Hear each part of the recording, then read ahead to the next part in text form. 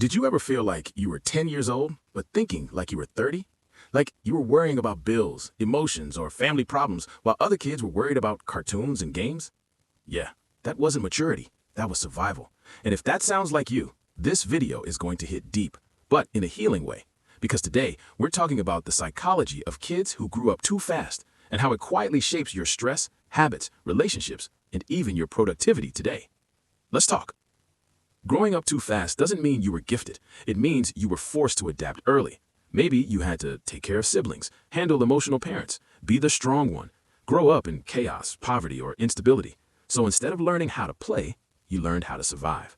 And people praised you for it. You're so mature. You're wise beyond your years. But nobody asked what it cost you. Because inside, you weren't calm. You were alert. And that changes how your brain develops. But here's where it gets interesting. Growing up too fast doesn't just affect childhood, it secretly rewires adulthood. Let me explain. Kids who grow up too fast become hyper-aware. You learn to read moods, sense tension, predict conflict, stay one step ahead. So now, as an adult, your brain never shuts off.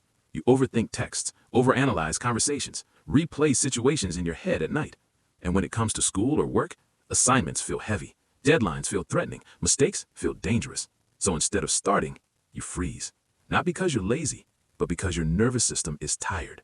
You're not procrastinating, you're protecting yourself. And that changes everything. But wait, there's another hidden trait nobody talks about, and this one affects motivation the most. If you grew up too fast, you probably feel responsible for things that were never yours to carry. Other people's emotions, other people's problems, other people's happiness. So now, you struggle to rest, feel guilty doing nothing, feel anxious when you're not productive. Even on days you're exhausted, your brain whispers, you should be doing more. And that creates burnout. Not from doing too much, but from never feeling safe enough to stop. That's why you crash after school, avoid tasks, scroll for hours. Not because you're lazy, but because your body finally says, I'm tired. But here's the twist. Growing up too fast didn't just hurt you. It gave you strengths, powerful ones. Let's talk about that. People who grew up too fast are often emotionally intelligent, empathetic, observant, independent, resilient. You can walk into a room and feel the energy instantly. You handle pressure better than most. You adapt fast. But the downside? You're too hard on yourself. You struggle to ask for help. You feel weak for needing rest. You don't trust softness. You trust strength. But healing isn't about becoming weaker. It's about becoming safer. And that's where growth begins. But how do we actually fix this? Let's get practical. No therapy jargon, no toxic positivity, just real steps. Step 1.